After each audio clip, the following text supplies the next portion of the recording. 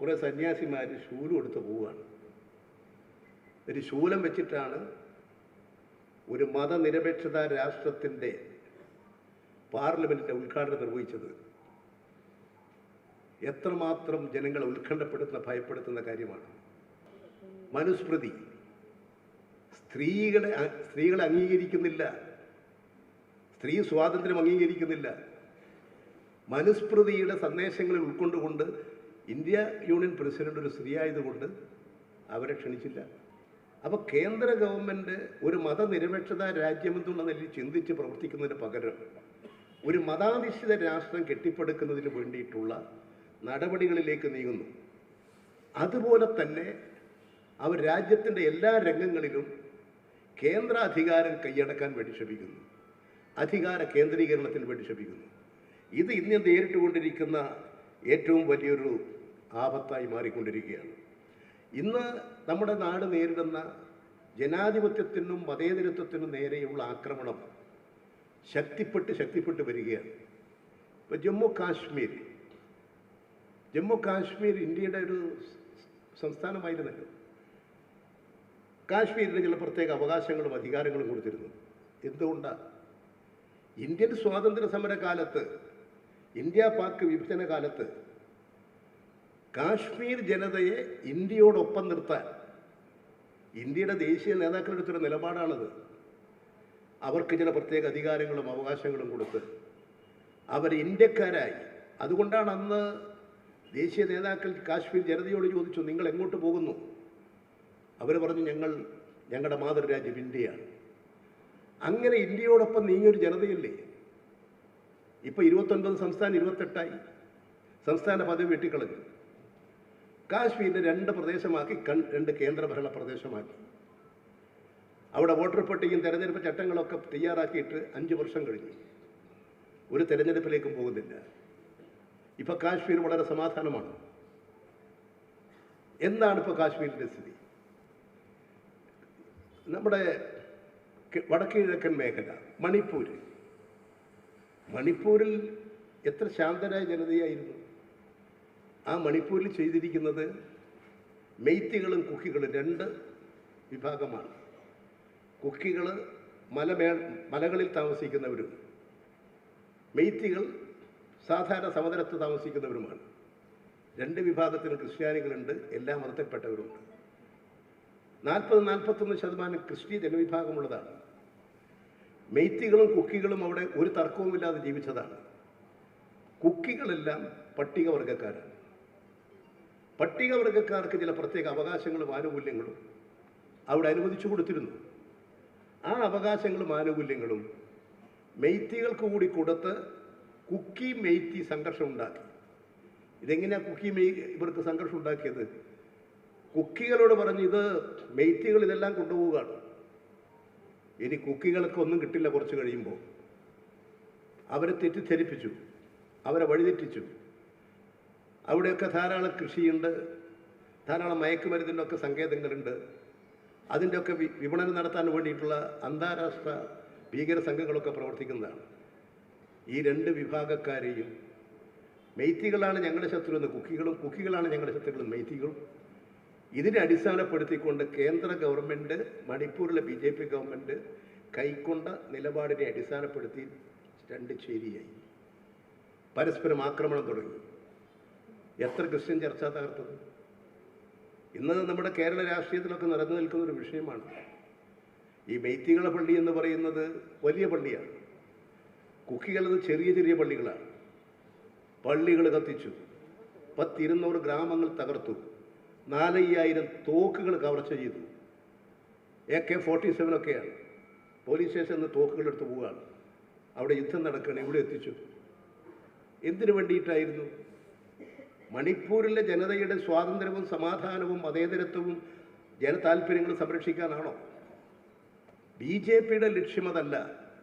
ഒരു മതാധിഷ്ഠിത രാഷ്ട്രം കെട്ടിപ്പടുക്കാൻ മതവിദ്വേഷമുണ്ടാക്കി വർഗീയ ധ്രുവീകരണം ഉണ്ടാക്കണം. ഇവിടെ ഗോവധം നടപ്പിലാക്കിയിട്ടുണ്ട്. എന്തിനു വേണ്ടിയാണ്? പശുക്കളോട് സ്നേഹം തോന്നിയിട്ട്. എന്തിനാ ഗോവധം നടപ്പിലാക്കിയത്? ഒരു മതവിദ്വേഷം ഉണ്ടാക്കിയെടുക്കാൻ പറ്റിയ മാർഗമാണത്. അത് ഉപയോഗിക്കുന്നു.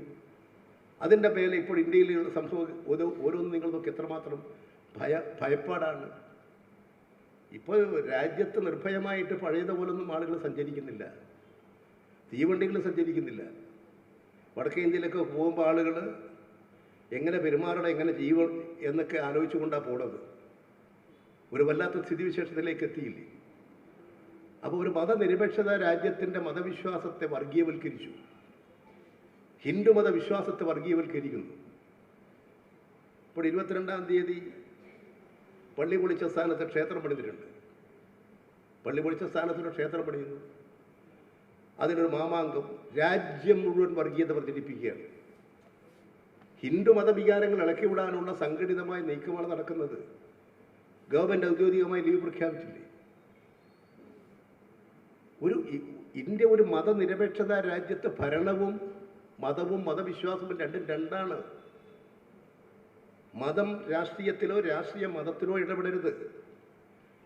രാഷ്ട്രീയ കാര്യങ്ങൾ ദേശീയ നേതാക്കൾ, രാഷ്ട്രീയ നേതാക്കൾ ആ രംഗത്തെ സാമൂഹ്യ സേവകന്മാർ നിർവഹിക്കേണ്ട ദൗത്യമാണ്.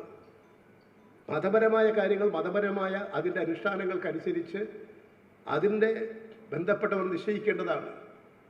ഇത് മതവും രാഷ്ട്രീയവും കൂട്ടിക്കടക്കില്ല. ഇപ്പോൾ അയോധ്യയിലെ ക്ഷേത്രം രാഷ്ട്രീയവും കൂട്ടിക്കുഴച്ചില്ലേ? BJP അല്ലേ ഇപ്പോഴാണ് സംഘടിപ്പിക്കുന്നത്, അവിടെ പോകുന്നത്, അവിടെ കാര്യങ്ങൾ നടത്തുന്നത് RSSകാരല്ലേ? അപ്പോൾ മതനിരപേക്ഷതയുടെ മൂല്യം തകർക്കുകയാണ്. നിങ്ങളത് ഇവിടെ മാത്രമല്ല, നമ്മുടെ പാർലമെൻറ്റ് മന്ദിരത്തിൻ്റെ ഉദ്ഘാടനം നടന്നത് യഥാർത്ഥത്തിൽ ആരാ ഉദ്ഘാടനം ചെയ്യേണ്ടത്? ഇന്ത്യയുടെ ഒന്നാമത്തെ പൗരൻ അല്ലെങ്കിൽ പൗര എന്ന് പറയുന്നത് ഇന്ത്യ യൂണിയൻ പ്രസിഡൻ്റാണ്. കരനാവിക വ്യോമസേനയുടെ അധിപനല്ലേ? ഏത് നിയമങ്ങളും പാസ്സാകണമെങ്കിൽ പ്രസിഡന്റ് ഒപ്പുവെക്കണ്ടേ? അവരെ ക്ഷണിച്ചോ? എങ്ങനെ നിങ്ങളൊക്കെ ടെലിവിഷൻ ചാനലിലൊക്കെ കണ്ടിട്ടുണ്ടാകും, കുറേ സന്യാസിമാർ ശൂലം എടുത്ത് പോവുകയാണ്. ഒരു ശൂലം വെച്ചിട്ടാണ് ഒരു മതനിരപേക്ഷത രാഷ്ട്രത്തിൻ്റെ പാർലമെൻറ്റിൻ്റെ ഉദ്ഘാടനം നിർവഹിച്ചത്. എത്രമാത്രം ജനങ്ങളെ ഉത്കണ്ഠപ്പെടുത്തുന്ന ഭയപ്പെടുത്തുന്ന കാര്യമാണ്. ഒരു മതനിരപേക്ഷത രാജ്യത്തിൻ്റെ കാര്യനിർവഹണമാണ്. എന്തുകൊണ്ടാണ് ഇന്ത്യ യൂണിയൻ പ്രസിഡന്റിനെ ക്ഷണിക്കാതിരുന്നത്? ഇവിടെ തൃശ്ശൂരിൽ വന്നിട്ട് പ്രധാനമന്ത്രി കുറേ ഗ്യാരണ്ടി കൊടുത്തിട്ടുണ്ട്. സ്ത്രീകൾക്ക് തുല്യ പങ്കാളിത്തം, അവർക്ക് പ്രത്യേക സംവരണം. എവിടെയാ? ഒരു 20 കൊല്ലത്തേക്ക് സംവരണമൊന്നും ഉണ്ടാവില്ല. നിയമമാകണമെങ്കിൽ ഒരുപാട് കാലം പിടിക്കും. പക്ഷെ തെരഞ്ഞെടുപ്പ് വരികയാണ്, സ്ത്രീകളെ വോട്ട് കിട്ടണം. ഇന്ത്യ യൂണിയൻ പ്രസിഡന്റ് ഒരു സ്ത്രീയാണ്. RSSൻ്റെ സൈദ്ധാന്തികമായ കാഴ്ചപ്പാട്, മനുസ്മൃതി സ്ത്രീകളെ അംഗീകരിക്കുന്നില്ല, സ്ത്രീ സ്വാതന്ത്ര്യം അംഗീകരിക്കുന്നില്ല. മനുസ്മൃതിയുടെ സന്ദേശങ്ങളിൽ ഉൾക്കൊണ്ടുകൊണ്ട് ഇന്ത്യ യൂണിയൻ പ്രസിഡന്റ് ഒരു സ്ത്രീ ആയതുകൊണ്ട് അവരെ ക്ഷണിച്ചില്ല. രണ്ടാമത്തതോ, അവർ വിധവയാണ്. നീചമായി കാണുകയാണ് RSS വിധവകളെ. സതീ സമ്പ്രദായം പ്രോത്സാഹിപ്പിച്ചവരും നടത്തിയവരുമാണ്. ഇന്നും അത്തരത്തിൽ പ്രവർത്തിച്ചുകൊണ്ടിരിക്കുന്നവരാണ്. വിധവയാണ്, അവരെ പങ്കെടുപ്പിച്ചില്ല. പിന്നെ അവർ പട്ടികവർഗ സ്ത്രീയാണ്. സമ്പന്ന സവർണാധിപത്യമാണ് RSS. സവർണന്മാരുടെ ആധിപത്യമാണ്. വെറും സവർണരായതുകൊണ്ട് കാര്യമില്ല, സമ്പന്ന സവർണാധിപത്യം RSSനെ നിയന്ത്രിക്കുന്നു. അതുകൊണ്ട് അവർ ചെയ്തിരിക്കുന്നത് അവരെ ക്ഷണിച്ചില്ല. അതാണ് ഇന്ത്യൻ പാർലമെൻറ്റിൻ്റെ ഉദ്ഘാടന കർമ്മത്തിൽ കണ്ടത്. നമ്മുടെ കോൺഗ്രസ്സുകാരും അത് ഏതാണ്ട് തെലുങ്കാന ചെയ്തിട്ടുണ്ട്. അവിടെ മുഖ്യമന്ത്രിയായിട്ട് അധികാരം ഏറ്റെടുക്കാൻ പോയത് സോമയാഗം പോലെ ഒരു യാഗം നടത്തിയിട്ടാണ്. അതാ കോൺഗ്രസിൽ നിന്ന് നേരിട്ടുകൊണ്ടിരിക്കുന്ന വേറൊരു പ്രശ്നം. പക്ഷെ ഒരു മതനിരപേക്ഷത രാജ്യത്തിൻ്റെ പോക്ക് എങ്ങോട്ട്? ഒരു മതാധിഷ്ഠിത രാഷ്ട്രം കെട്ടിപ്പടുക്കുന്നതിന് വേണ്ടിയിട്ടുള്ള നടപടികൾ.